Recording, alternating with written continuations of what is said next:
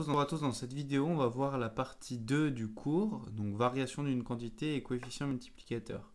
Donc on va remplir le cours ensemble, parce qu'il y a des petits exercices, des petits exemples pour introduire cette nouvelle notion. Et je vais aussi vous donner des explications en même temps.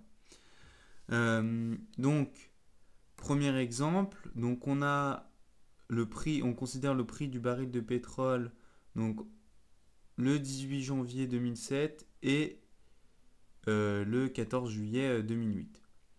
Et le prix il est passé de 52,14 à 144,95 $. On va essayer d'estimer l'évolution en pourcentage.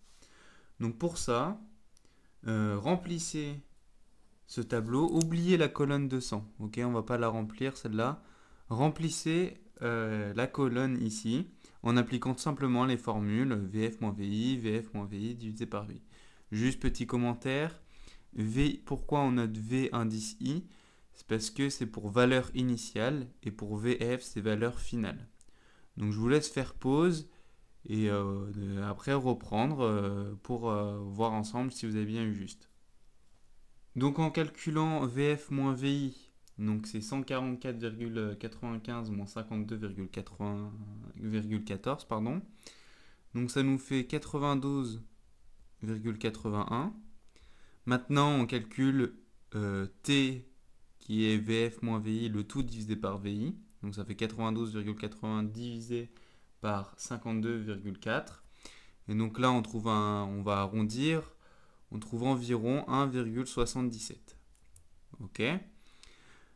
Donc là, essayez de remplir cette partie tout seul. Faites pause et on reprend après. Reprenez quand vous pensez avoir bien rempli. Donc du coup, le prix du baril, il a augmenté de combien? De VF moins VI, donc de 92,81 $. Et on voit que sa variation absolue, elle est de 92,80 $. C'est la même. Maintenant, le prix du baril a augmenté et là, il faut faire très attention, il n'a pas augmenté de 1,77%. Hein. De toute façon, on pourrait s'en rendre compte, parce qu'1,77%, c'est tout petit, alors que là, il a même plus que doublé. Donc, il a augmenté de 177%. Ok, c'est comme pour les proportions, on décale, pour avoir le pourcentage, on décale de 2 carreaux vers la droite. Ok, là, c'est pas en pourcentage, donc pour exprimer en pourcentage, on doit décaler de 2 carreaux vers la droite.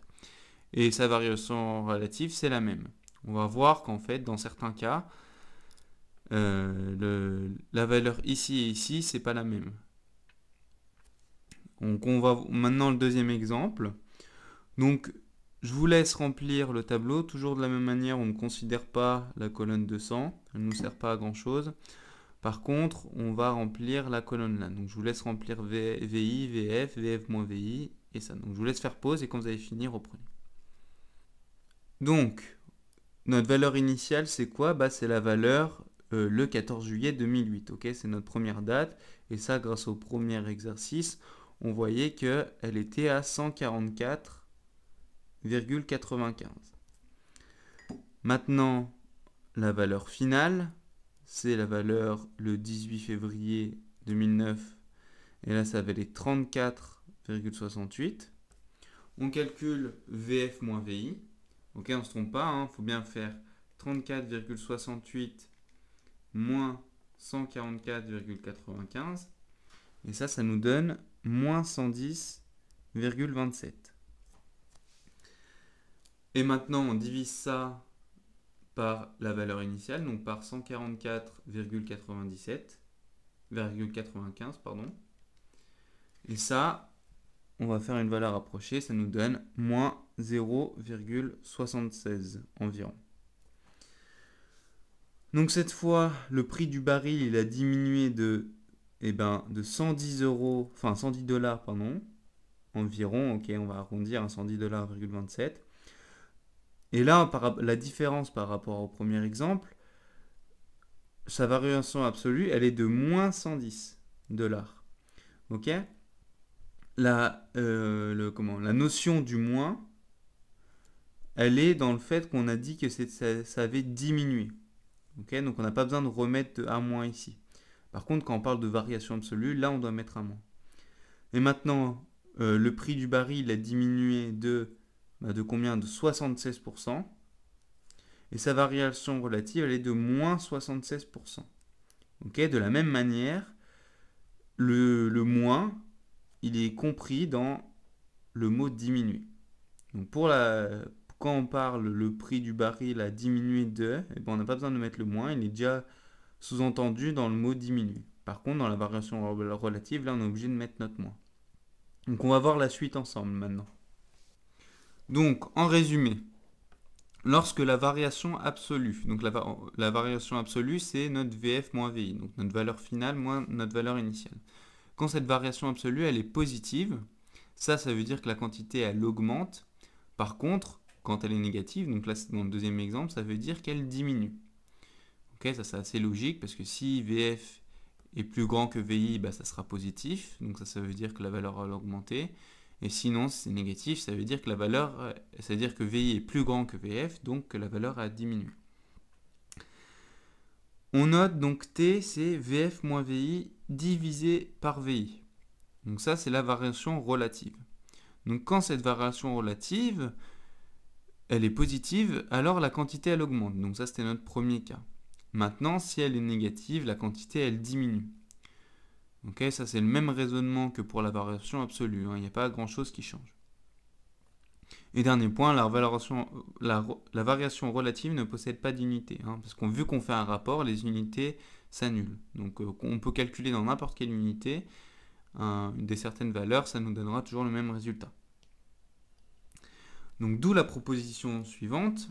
Donc on pose donc T, VF moins VI, c'est notre variation relative. Donc là, je conseille de surligner cette formule. Ok, ça c'est une formule à savoir par cœur. Pour savoir le pourcentage, l'évolution, le pourcentage, s'il y a une augmentation ou une diminution, on va appliquer cette formule VF moins VI, le tout divisé par VI, où VF c'est notre valeur finale et VI notre valeur initiale, donc la valeur au début. Et on a une autre formule qui est très importante, c'est VF qui est égal à 1 plus T facteur de VI. Pourquoi cette formule elle est importante? Parce que, bon, déjà on va noter en général donc le facteur 1 plus T, on va dire que c'est C, où C c'est le coefficient multiplicateur. Et cette formule elle est très utile parce qu'elle nous permet, imaginons, on connaît la valeur initiale d'un produit, on connaît son évolution, par exemple qui a augmenté de 20%, et bien grâce à ça, et à ce calcul-là, on va pouvoir déterminer la valeur finale de cet objet. Et de la même manière, cette fois, vu que C c'est 1 plus T, maintenant, pour savoir si un objet il a diminué ou augmenté, et ben c'est quand le coefficient multiplicateur, donc C, est plus grand que 1, il est augmentation, parce qu'on va multiplier par quelque chose qui est plus grand que 1, donc forcément on va se retrouver avec quelque chose de plus grand. Maintenant, s'il est plus petit que 1, on va multiplier donc quelque chose par plus petit que 1, donc ça va donner quelque chose de plus petit. Donc c'est quand il y aura une baisse. Donc on va faire un petit schéma général pour ça. Vous allez voir après, surtout dans la partie d'après, ça aura une grande utilité de marquer des schémas comme ça. Donc imaginons qu'on avait une valeur initiale et une valeur finale. Ok, donc on a eu une augmentation de T, ok, où T c'est VF moins VI, le tout divisé par VI.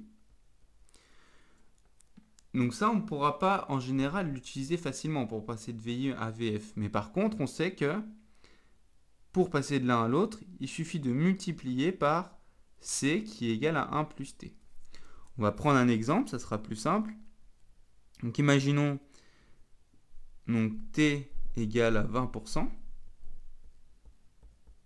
Dans ce cas-là, pour n'importe quelle valeur initiale, n'importe quelle valeur finale, le passage de là à là, donc on a dit c'était une augmentation de 20%.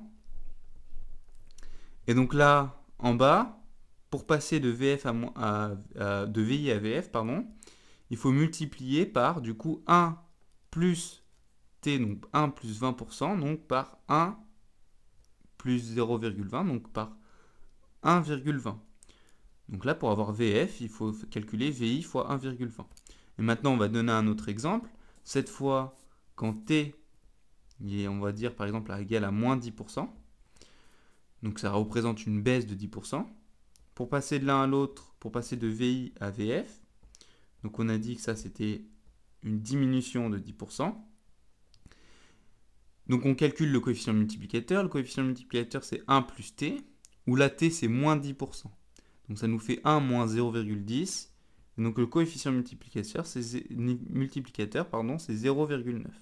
Donc pour passer de VI à VF, il faut faire VI fois 0,90. Donc maintenant, on sait faire deux choses. Premièrement, on sait calculer le taux de variation d'une augmentation si on connaît la valeur initiale et la valeur finale, grâce à cette formule, T égale VF moins VI divisé par VI. Et aussi, on sait calculer la valeur finale d'un objet, sachant sa valeur initiale et le taux d'augmentation ou de diminution, et le taux de variation, ce qu'on appelle.